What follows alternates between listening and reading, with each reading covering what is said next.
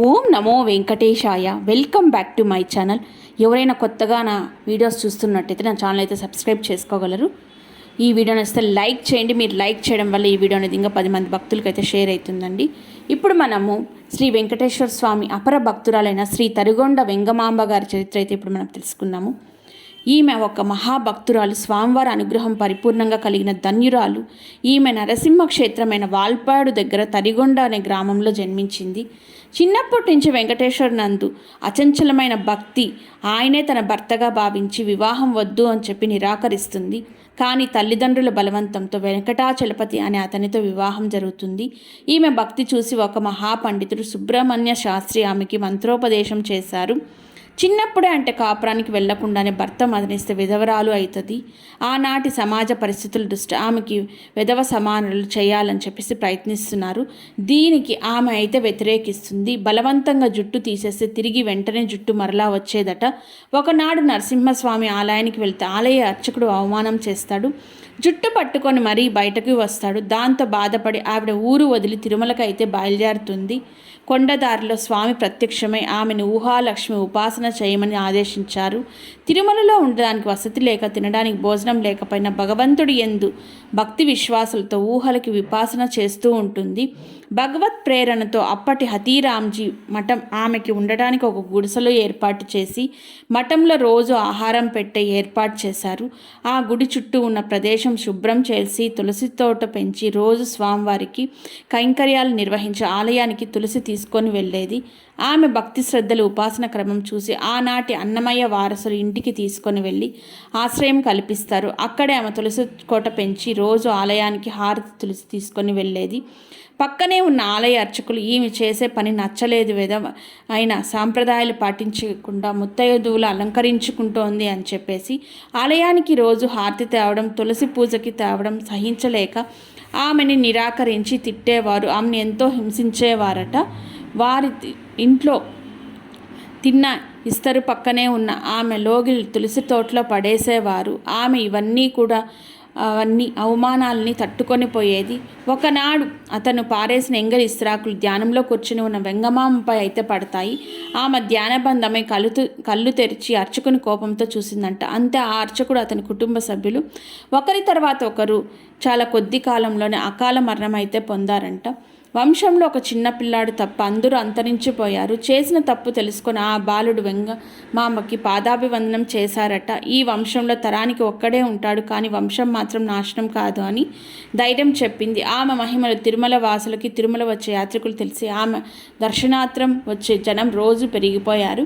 అప్పటికే ఆమె సాధన మార్గంలో పురోగమించి యోగ సిద్ధి పొందింది. రచనా వ్యాసంగం మొదలుపెట్టి ఎన్నో ఆధ్యాత్మిక రచనలు చేయసాగింది. ఆ కాలంలో ఒక అధ్యయనం అద్వైత పీఠాధిపతి తిరుమల వచ్చినప్పుడు ఆ విషయం కొందరు ఆయనకు ఫిర్యాదు చేయడం జరిగింది. సాంప్రదాయానికి విరుద్ధంగా ప్రవర్తిస్తూ విధవరాలైన మహాభక్తులుగా చలామణి అవుతుందని ఆమెను నిగ్రహించి మండల కేంద్రానికి పిలిపిస్తాడు. పీఠాధిపతి అక్కడికే వచ్చిన ఆమె పీఠాధిపతికి అందరూ ఓలే పొంగి నమస్కారాలు చేయలేదు. పీఠాధిపతికి కోపం వచ్చి ఆమెది కారానికి కారం ఏమిటి అని చెప్పి ప్రశ్నిస్తాడు. అప్పటికి ఆమె, మీరు ఒకసారి ఆ ఆసనం నుంచి లేచి నిలబడండి, ఆ ఆసనానికి నేను నమస్కరిస్తాను. అలాగే అని పీఠాధిపతి లేచి నిలబడ్డాడు.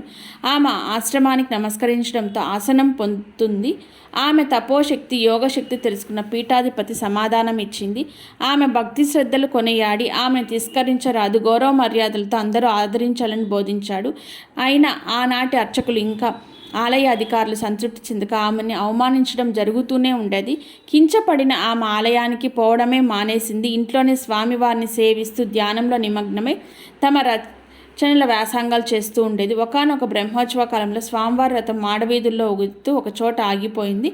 ఎంత ప్రయత్నించినా కదలలేదు. ఎవరికి కారణమైతే తెలియలేదు. రథం ఆగింది. వెంగమాంబ ఉన్న నివాసం ముందు ఆమె చేసిన అపచారం వలన ఇలా జరిగింది అని చెప్పి అందరూ భావించి ఆలయ అర్చకులు, అధికారులు మహాదేవునికి హారతి ఇచ్చి రథం కదిలేటట్లు చేయమని ప్రార్థిస్తారు.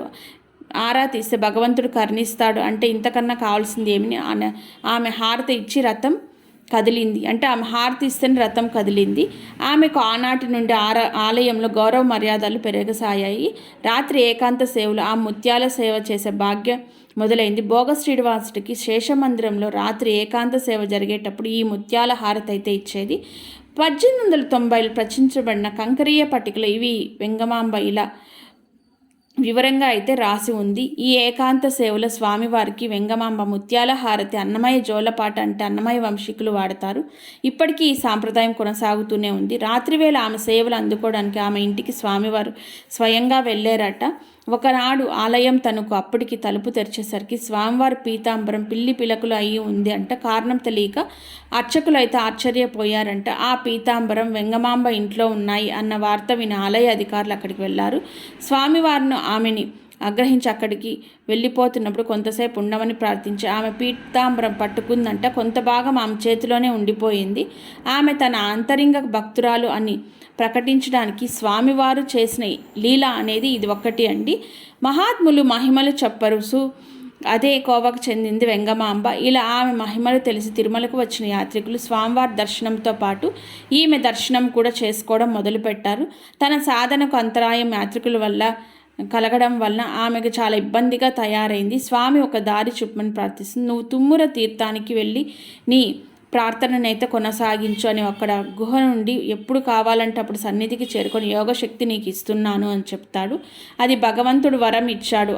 అలా తుమ్ముద తీర్థంలో 10 సంవత్సరాల పాటు కఠోర తపస్సు చేసింది. ఆమె రాత్రిపూట ప్రతిరోజు స్వామివారి సన్నిధి వస్తుంది అన్న వార్త ఎవరూ చూడకపోయినా ఇది జనంలోకి బాగా పాకిపోయింది. నిజానిజాలు తెలుసుకోవడానికి హతీరామ్జీ మహంతు రాత్రిపూట ఆలయం మూసేటప్పుడు తాను ఆలయంలో ఉండిపోయి చూస్తూ ఉన్నాడట. స్వామివారి పాదాల దగ్గర నుంచి తేజో రూపంలో వెంగమాంబ ఆలయంలోకి రావడం గమనించాడు. అప్పటి నుండి ఆమెకు అన్ని ఆలయ మర్యాదలు అందడం మొదలయ్యింది.